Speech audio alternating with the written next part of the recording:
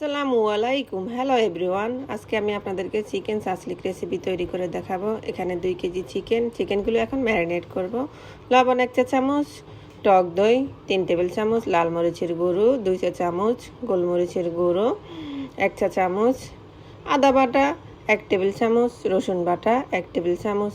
এখন অ্যাড করব sauce, barbecue sauce 1 table চামচ, ওয়েস্টার সস 1 চা চামচ, সয়া সস 1 টেবিল চামচ, লেমন 1 টেবিল চামচ, চিনি 2 চা চামচ, টমেটো সস 1 টেবিল চামচ দিয়ে চিকেনগুলো 1 ঘন্টার জন্য ম্যারিনেট করব।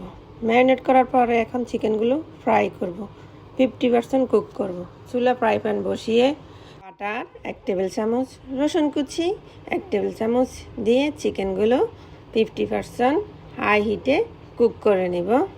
চিকেনের যে পানিটা আছে ওই পানিটা যেন শুকিয়ে যায়, একটু পানি যেন না থাকে। চিকেন বেশি সিদ্ধ করা যাবে না, সাসলিকের জন্য 50% কুক করব। এখন চিকেনগুলো একটা ভলে ঢেলে ঠান্ডা করে নেব। এখন ভেজিটেবলগুলো 50% কুক করে নেব।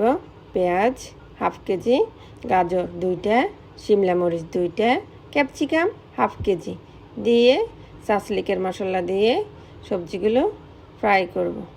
এখন সবজিগুলো ফ্রাই করার পর এখন কাঠি নিয়েছি, সাসলিক কাঠি নিয়ে চিকেন ভেজিটেবলগুলো গেঁথে সাসলিক তৈরি করব। তৈরি করার পর এখন সাসলিকগুলো ফ্রাই করব। চুলা ফ্রাই প্যান বসিয়ে বাটার 1 টেবিল চামচ দিয়ে ঘুরিয়ে ঘুরিয়ে সাসলিকগুলো ফ্রাই করে নেব।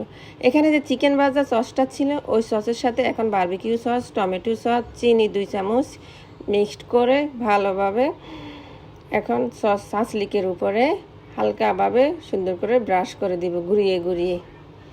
আমার রেসিপিটা যদি আপনাদের ভালো লাগে লাইক, কমেন্ট এবং সাবস্ক্রাইব